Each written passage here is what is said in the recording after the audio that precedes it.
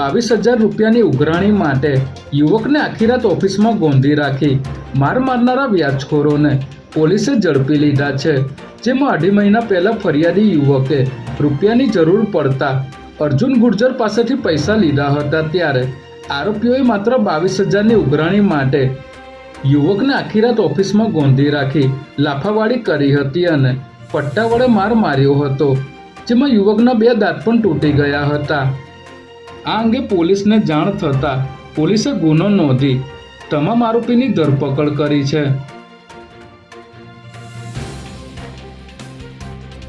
વડોદરામાં આવકવેરા વિભાગનો ઓફિસ સુપ્રિન્ટેન્ડન્ટ 500 રૂપિયાની લાંચ લેતા ઝડપાઈ ગયો છે, જેમાં એક વેપારીને નવો ધંધો શરૂ કરવાનો હોવાથી દસ્તાવેજો રજૂ કરવા, આધાર કાર્ડમાં જે નામ સરનામું હતું તે પાન કાર્ડમાં કરવા અને રેસિડેન્શિયલ સ્ટેટસ સુધારવા માટે વડોદરા આવકવેરા વિભાગની કચેરીમાં અરજી કરી હતી। ત્યારે વડોદરા આવકવેરા કચેરીમાં ઓફિસ સુપ્રિન્ટેન્ડન્ટ તરીકે ફરજ બજાવતા કર્મચારીએ 1,000 રૂપિયાની લાંચની માગણી કરી હતી। ત્યારે ફરિયાદીએ એસીબીનો સંપર્ક કરી ફરિયાદ આપતા એસીબીની ટીમે છટકું ગોઠવી 500 રૂપિયાની લાંચ લેતા કર્મચારી નીતિશ ભારતીને રંગે હાથ ઝડપી લીધો હતો।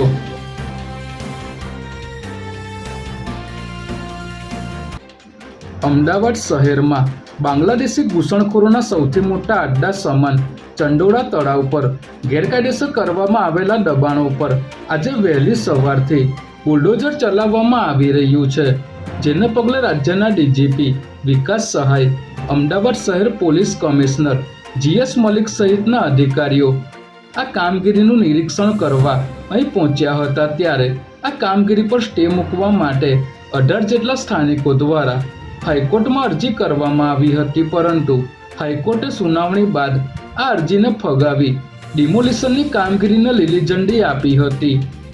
આ મામલે અમદાવાદ પોલીસ કમિશનર ઓફિસ ખાતે મુખ્યમંત્રી ભૂપેન્દ્ર પટેલે હાઈ લેવલ બેઠક યોજી હતી અને ડિમોલિશનની સમગ્ર વિગતો મેળવી હતી।